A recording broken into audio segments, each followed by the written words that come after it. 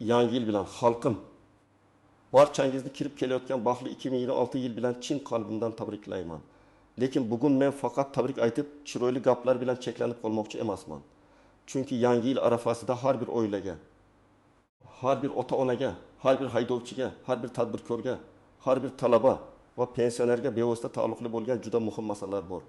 Bayram quvonch bilan o'tishi uchun xavfsizlik, pul, hujjat, sog'liq, firibgarlik va oilaviy reja haqida oldindan o'ylash shart.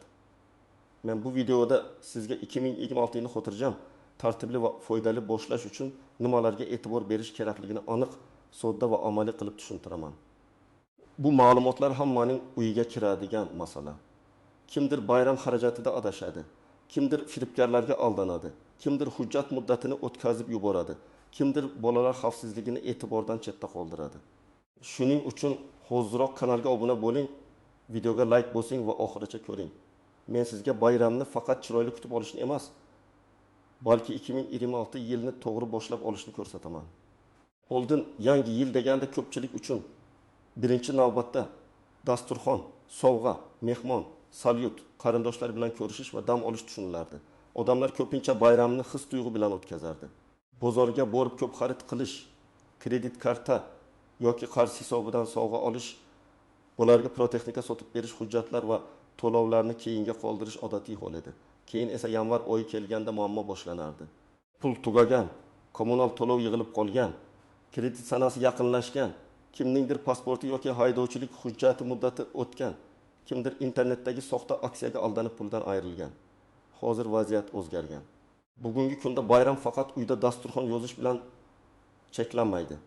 To'lovlar onlayn bo'lgan, xaridlar internet orqali qilinadi, bank kartalari, mobil ilovalar, elektron hujjatlar, yetkazib berish xizmatlari onlayn chegirmalar hayotimizga kirib kelgan. Bu qulayliklar bilan birga xavflar ham ko'paygan. Masalan, bayram arafasida sovg'a yutdingiz, kompensatsiya olasiz, davlatdan pul ajratildi. Bank kartangiz blok bo'ladi degan xabarlar ko'payadi. Odamlar shoshilgan paytda, kayfiyat ko'tarilgan paytda yoki charchagan paytda ko'proq xato qiladi. Firibgarlar aynan shundan foydalanadi. Bundan tashqari, narxlar ham bayram oldidan o'zgaradi. Oddiy kunlarda 1000 so'm bo'lgan mahsulot bayram oldidan 20 yoki 1000 so'mga chiqishi mumkin. Transport, taksi, restoran, sovg'a, bezak, oziq-ovqat, shirinliklar, go'sht, meva-sabzavot narxi ko'tariladi. Agar odam rejasiz xarid qilsa, 2 million so'mga bitadigan bayram xarajati 4 million so'mga chiqib ketishi hech gap emas. Men ko'p oilalarda shuni ko'rganman. Dekabrda hissiyot bilan sarflaydi. Yanvarda esa majburiy to'lovlarni yopish uchun yana qarz oladi. Bu esa yilni boshi bilan moliyaviy bosimda boshlash degani. Asosiy qism birinchi bo'lim. Kim xavotir olishi kerak? Kim xotirjam bo'lishi mumkin? Eng birinchi masala moliyaviy reja. Yangi yil bayrami oilaviy xursandchilik bo'lishi kerak, moliyaviy sinov emas. Men har doim odamlarga aytaman, bayram budjeti oldindan yozilmasa, pul ko'zga ko'rinmay chiqib ketadi. Masalan, sizning oilangizda oyga 6 million so'm daromad bo'lsa, bayram uchun 20 million yoki 20 million so'm ajratish mantiqan to'g'ri bo'lishi mumkin. Lekin shu daromad bilan 5 million so'mlik dasturxon, 2 million so'mlik sovg'a, yana qarindoshlarga borish kelish xarajat qilinsa, bu xursandchilik emas, keyingi oylar uchun yuk bo'ladi. Bir misol olaylik. 4 kishilik oila bayramga tayyorlanyapti. Ota, ona va 2 farzand.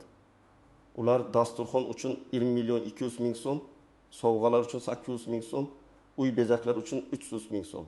Transport va mehmonchilik uchun 500 ming so'm ajratdi.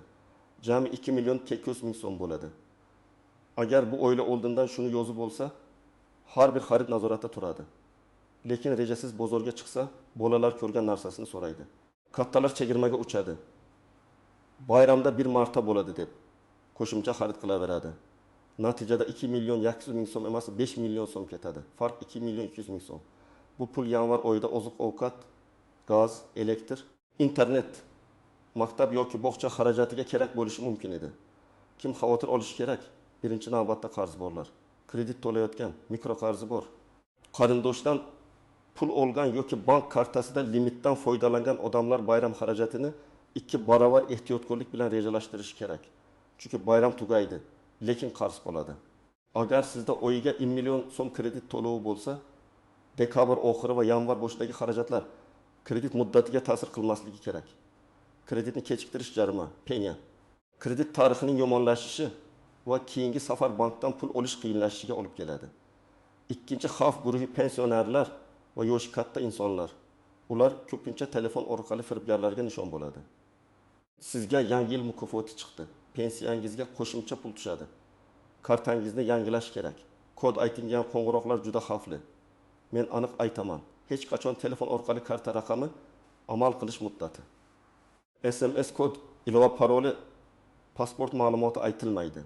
Haqiqiy bank xodimi ham sizdan SMS kod so'ramaydi. Agar so'rasa, bu shubhali holat. Uchinchi xavf guruhi farzandli oilalar. Yangi yil arafasida bolalar ko'chada ko'proq yuradi. Do'stlari bilan o'ynaydi. Pirotexnika, chiroqlar, bezaklar, elektr uskunalari bilan qiziqadi. Bir dona arzon petarda bolaga qo'l jarohati, ko'z shikastlanishi yoki qo'rquv keltirishi mumkin. Ota-ona hamma o'ynayapti-ku deb beparvo bo'lmasligi kerak.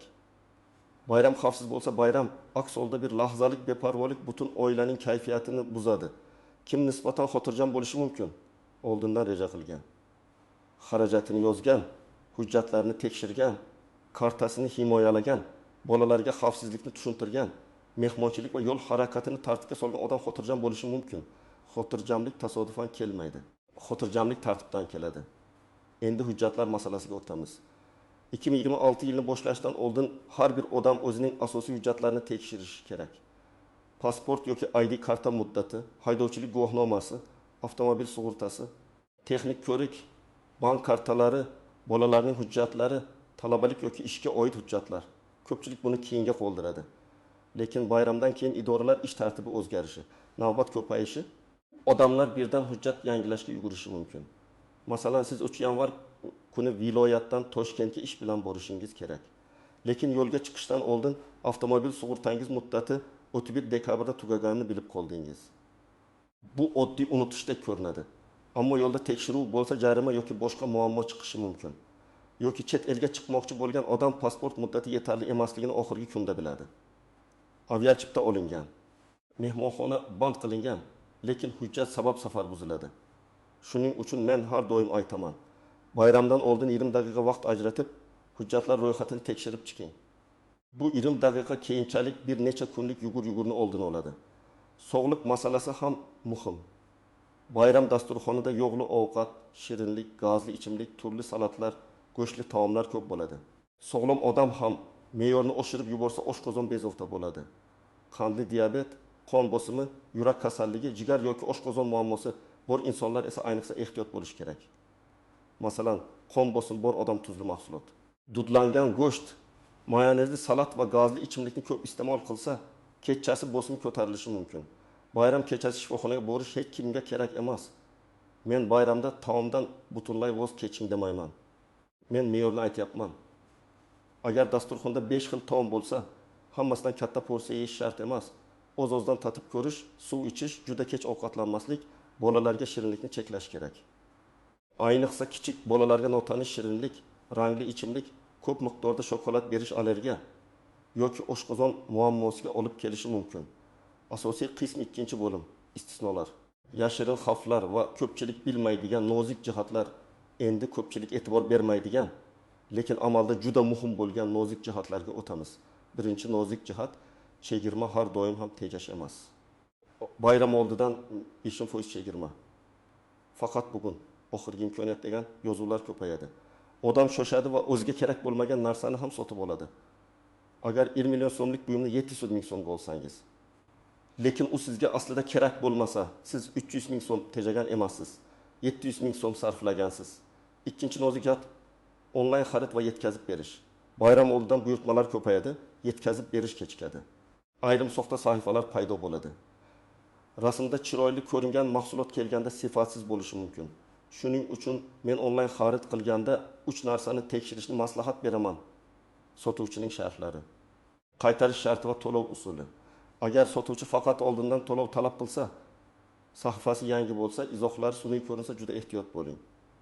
Ayniqsa sovg'a, telefon, maishiy texnika, bolalar o'yinchog'i kabi mahsulotlarda firibgarlik ko'p bo'ladi. 3-nozik jihat pirotexnika va elektr xavfsizligi. Ba'zi odamlar bir marta otamiz, hech narsa bo'lmaydi deb o'ylaydi. Lekin xavf aynan shu beparvolikdan boshlanadi. Sifatsiz pirotexnika qo'lda portlashi kiyimga o't ketkazishi, ko'zga zarar yetkazishi mumkin.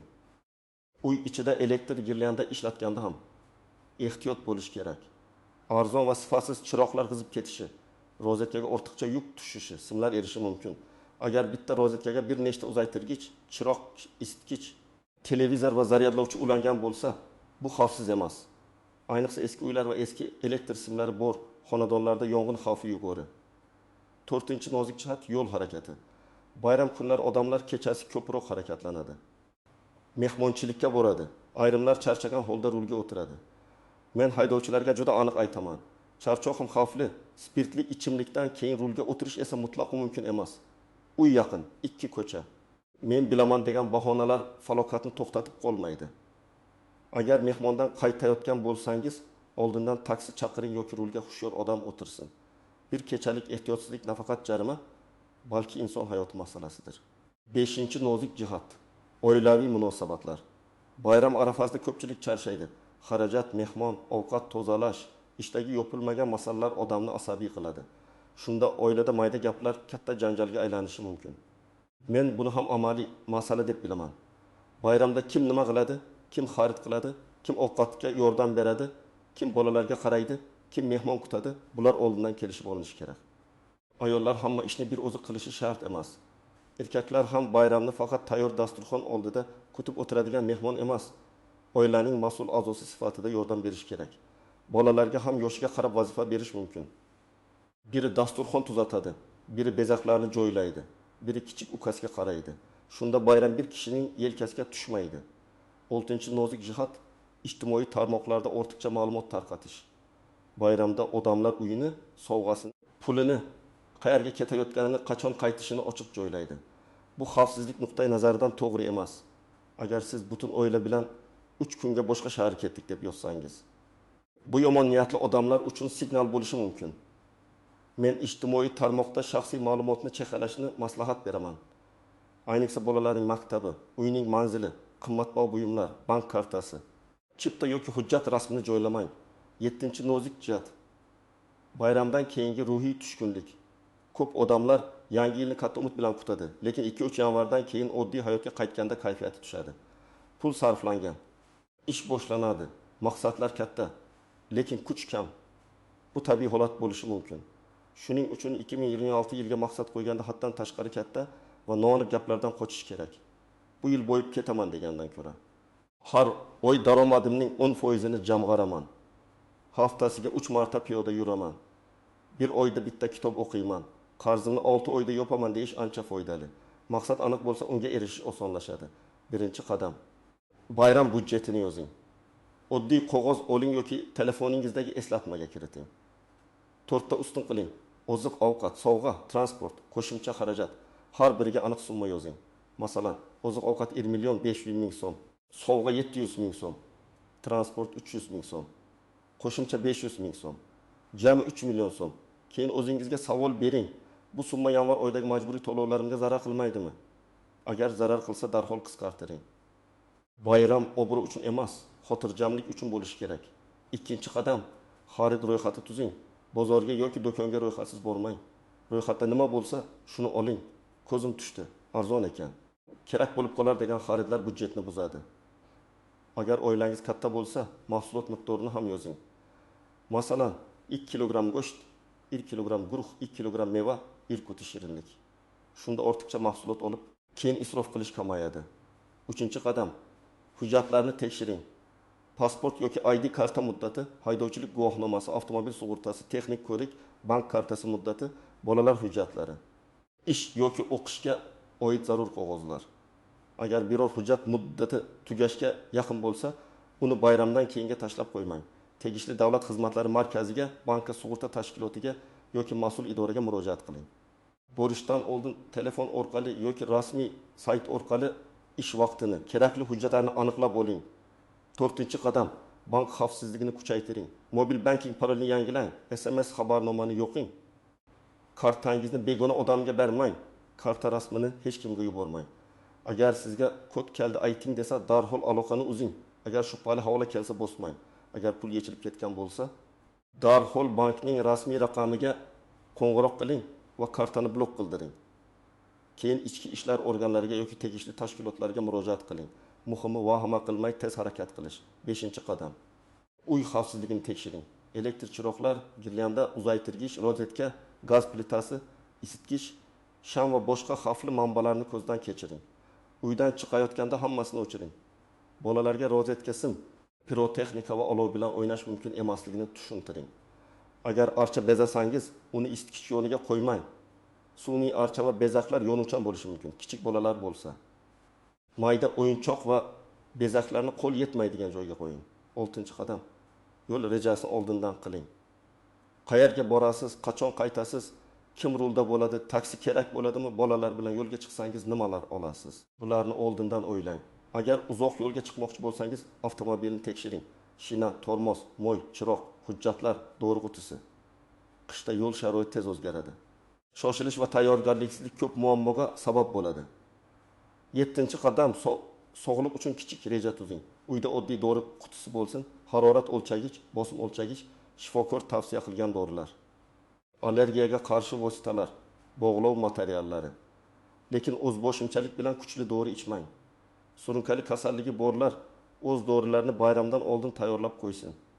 Bayram kechasi dorixona qidirib yurish juda noqulay. 8-qadam. 2026 yil uchun 3 ta aniq maqsad yozing. Juda ko'p emas, aynan 3 ta. Biri sog'liq bo'yicha, biri moliya bo'yicha, biri bilim yoki kasb bo'yicha bo'lsin.